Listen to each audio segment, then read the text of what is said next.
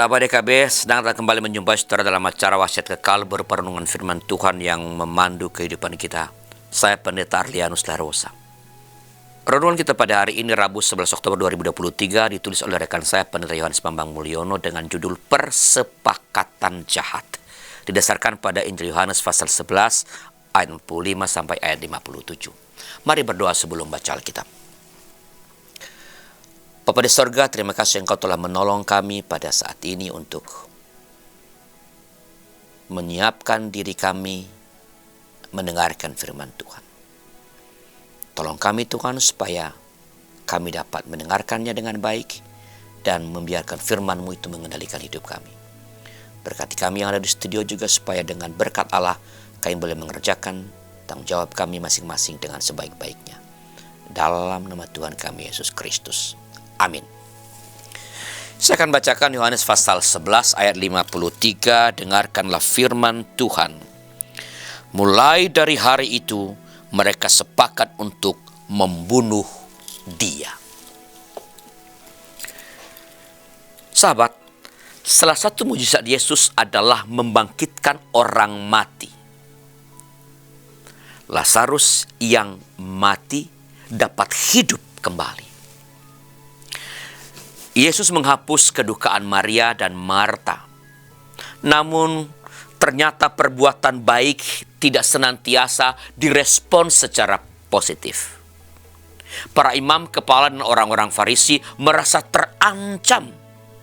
Mereka bersepakat untuk membunuh Yesus.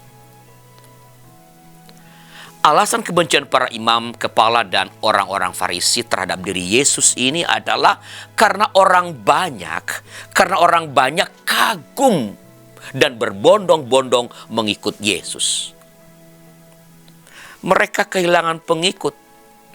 Kuasa Yesus begitu besar sehingga mengancam kedudukan dan pengaruh mereka terhadap rakyat. Sejak Imam Besar Kayafas menyatakan bahwa lebih baik satu orang mati untuk semua bangsa, mereka segera bersepakat bagaimana caranya untuk membunuh Yesus. Persepakatan jahat yang dilakukan oleh para imam kepala dan orang-orang Farisi terjadi dalam ranah dunia rohani. Ternyata komunitas rohani, komunitas gerejawi tidak kebal juga. Permainan politis tidak hanya dilakukan oleh orang-orang politik. Manuver untuk menjatuhkan orang-orang yang dianggap tidak disukai atau dianggap mengancam kedudukan mereka. Ternyata tidak kalah kejamnya, tidak kalah liciknya dibandingkan dengan orang-orang yang dalam dunia politik.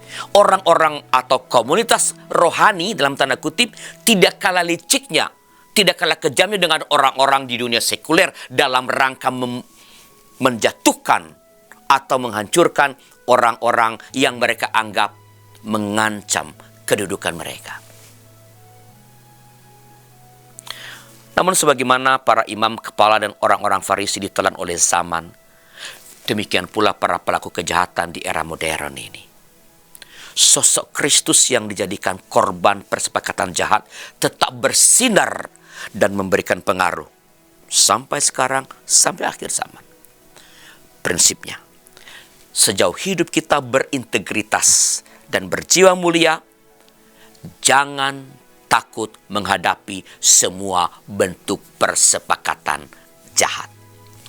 Mari kita berdoa. Tuhan, terima kasih atas kekuatan yang Kau berikan kepada kami ketika dalam pekerjaan kami, dalam pelayanan kami.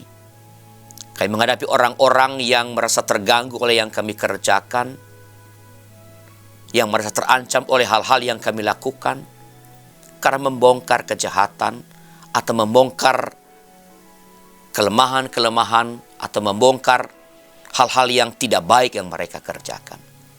Berikan kami terus iman yang teguh untuk tak gentar menghadapi persepakatan jahat yang berniat menjatuhkan.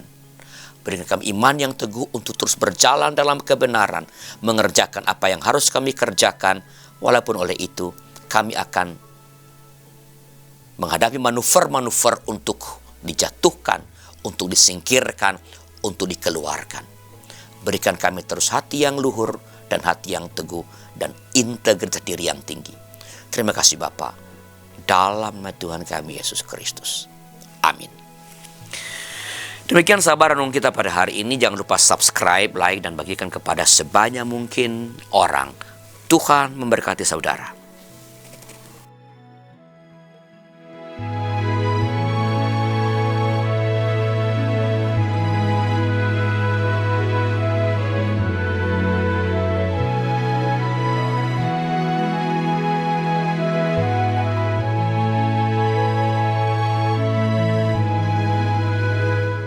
Sahabat, mari dukung pelayanan dan pekabaran Injil melalui YKB dengan membagikan link acara ini kepada sebanyak mungkin orang. Dukungan juga dapat saudara lakukan dengan mentransfer dukungan finansial ke rekening BCA ke nomor 450 305 2990 450 305 2990 atas nama Yayasan Komunikasi Bersama.